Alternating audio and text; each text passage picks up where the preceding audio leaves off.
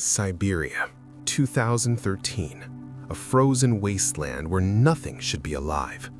A hunter walks across the permafrost, rifle slung over his shoulder, when he sees something jutting from the ice. Dark, massive, wrong. He approaches carefully. It's a tusk, 6 feet long, curved like a scimitar, and it's attached to something buried beneath the frozen ground. He starts digging. His hands shake, not from cold, from excitement, because he knows what this is, what this has to be. 3 hours later, they pull it from the ice, perfectly preserved, flesh still red, blood still liquid after 40,000 years. The smell hits them first, ancient, organic, like opening a tomb that was never meant to be opened. It's a woolly mammoth, and it's so well preserved that scientists will later extract DNA from its cells, living, functioning DNA. Which raises a question that's been whispered in laboratories around the world for decades. Could we bring them back? Should we bring them back? And if we do, what happens when the Ice Age returns to the modern world? Rewind 20,000 years.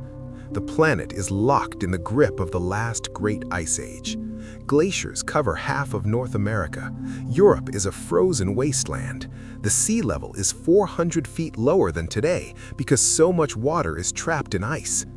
This is the mammoth's world. Imagine standing on the Mammoth Steppe, a vast grassland that stretched from Spain to Canada, from the Arctic Ocean to China, the largest ecosystem Earth has ever known. 10 million square miles of grass, sage, and wildflowers. And moving across it like living mountains are herds of woolly mammoths numbering in the millions. They are enormous. Bulls stand 13 feet tall at the shoulder. They weigh 12,000 pounds.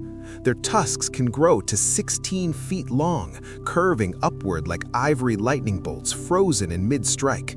Some tusks spiral. Some cross. Some are so massive, the mammoth has to tilt its head to see forward. But it's not the size that defines them. It's their hair. Thick, shaggy, coarse outer guard hairs 3 feet long, covering a dense underlayer of wool so fine it's like silk, colored in shades of brown, black, blonde, even reddish-orange. The hair traps heat so efficiently that mammoths can survive temperatures of -50 degrees Fahrenheit without shivering, without seeking shelter, without even noticing the cold. Their ears are small, tiny compared to modern elephants, because large ears would freeze, would become frostbitten, would kill them in hours.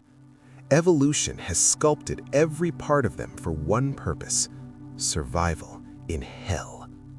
Their feet are engineering marvels, broad, flat, padded with fatty tissue that acts like snowshoes, distributing their weight across soft ground. They can walk on ice without slipping, cross frozen rivers without breaking through, travel 50 miles in a day through snowdrifts that would stop any other creature.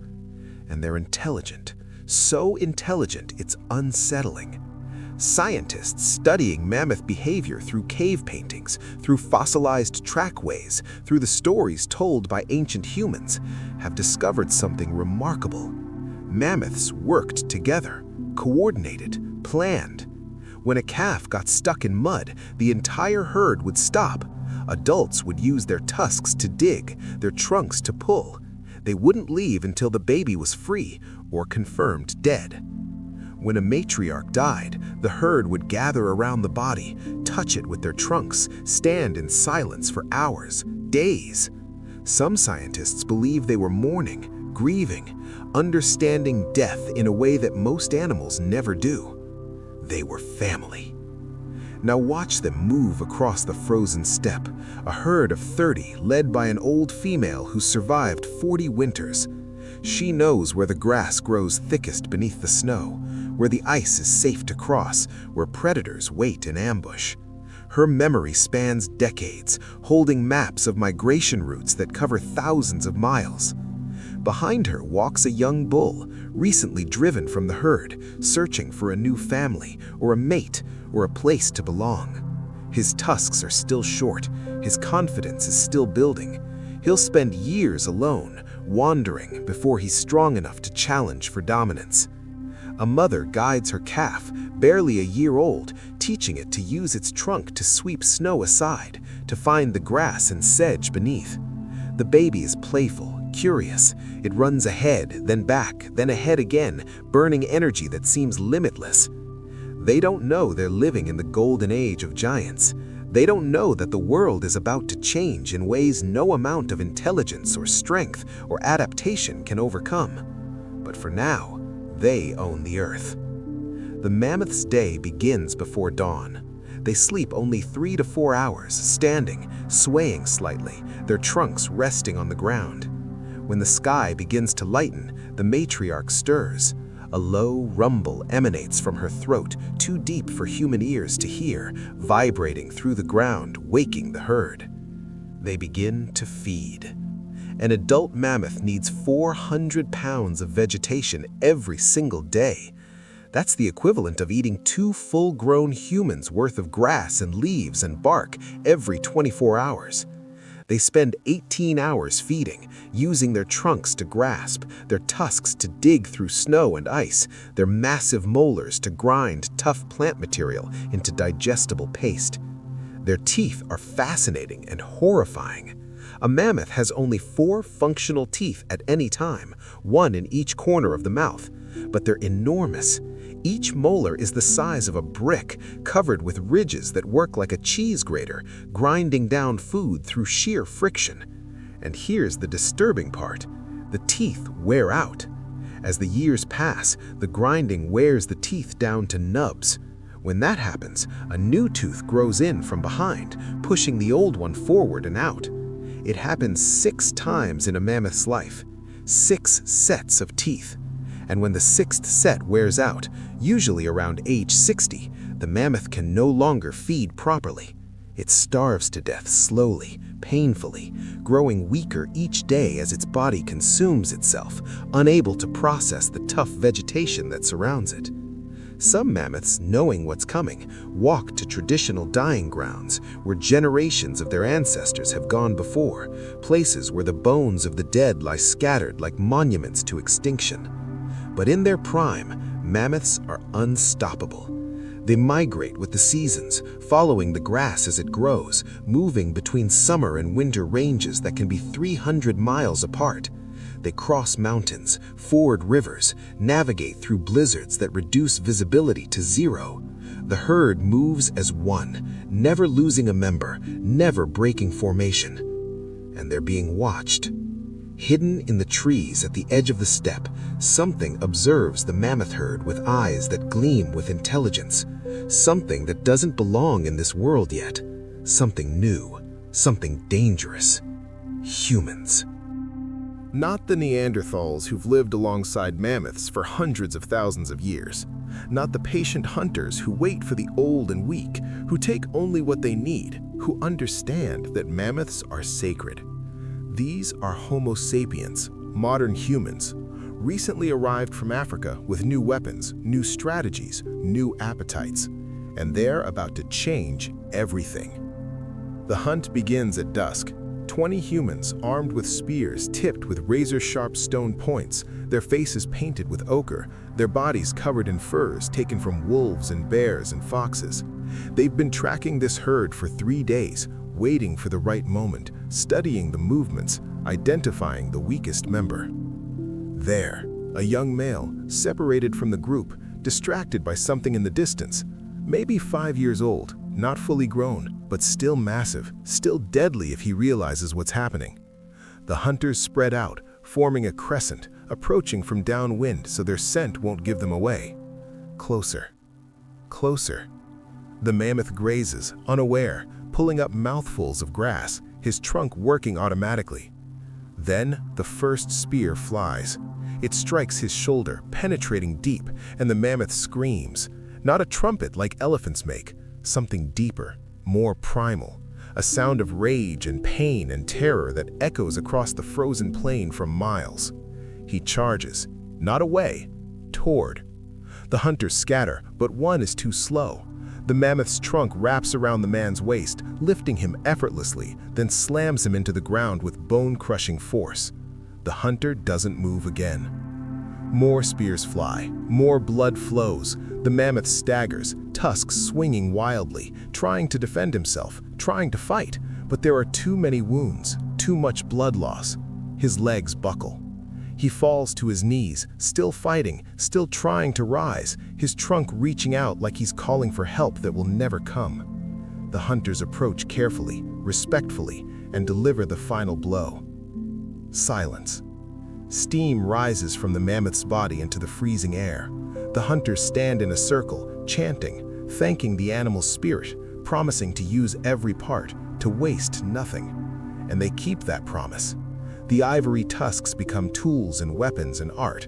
The hide becomes clothing and shelter. The meat feeds the tribe for weeks. The bones become needles and awls and the framework for homes.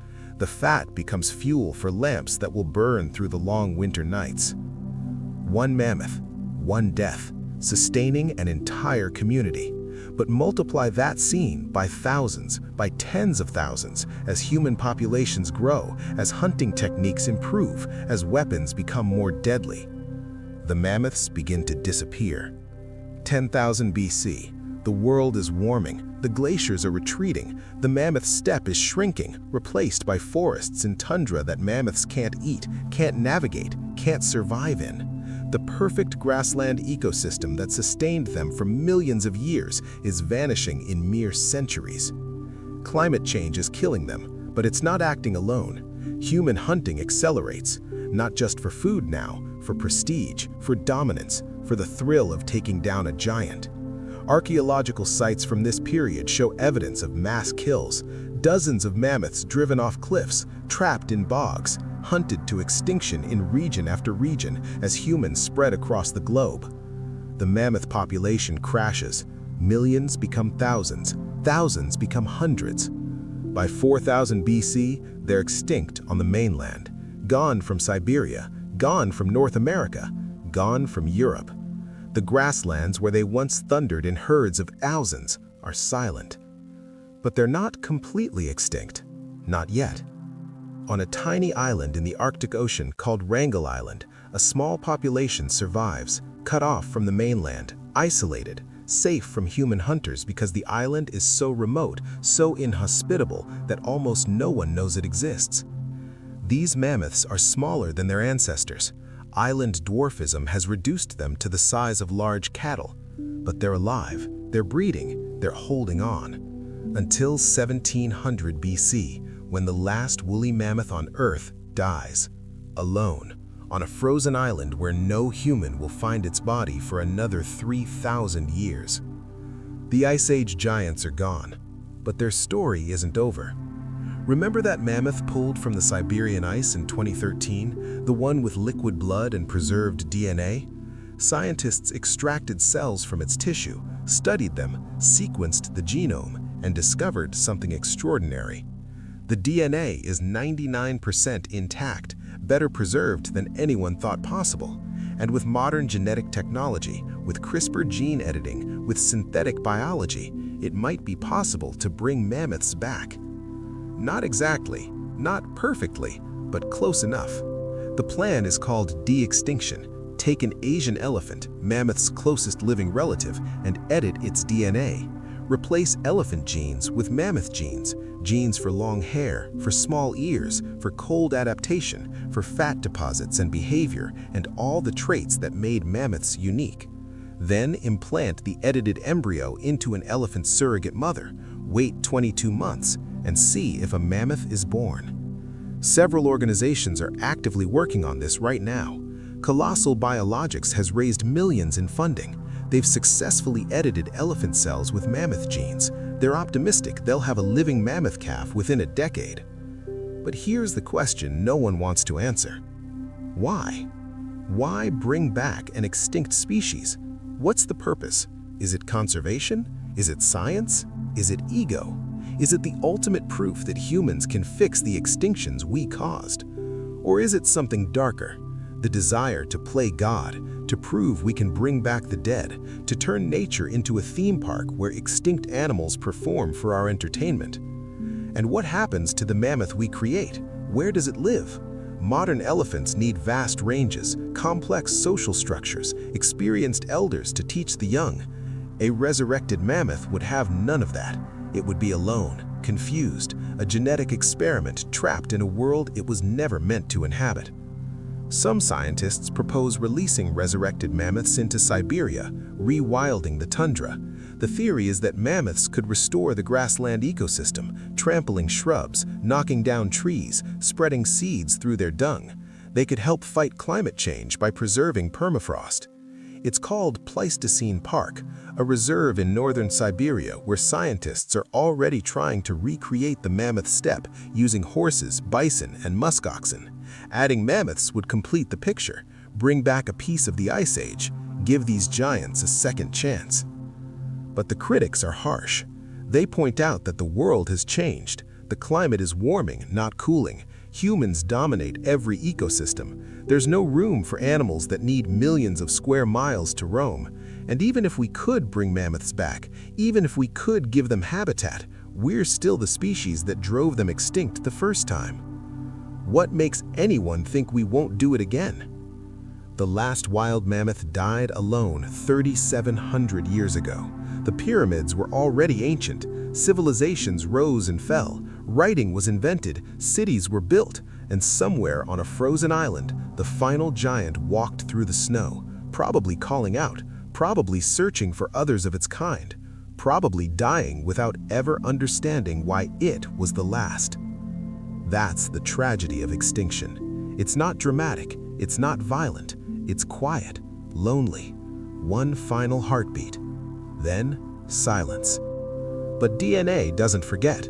Frozen in ice, preserved in bone, the genetic blueprint of woolly mammoths still exists, waiting, and now we have the technology to read it, to copy it, to bring it back to life. So we stand at a crossroads. Do we resurrect the giants we destroyed?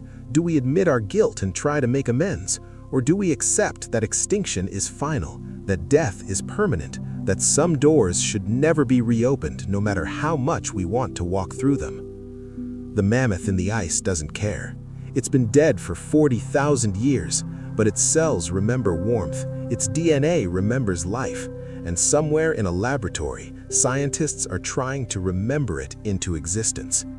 If they succeed, if a mammoth calf takes its first breath in 4,000 years, it will step into a world its ancestors would not recognize. Warmer, louder, more crowded, more dangerous.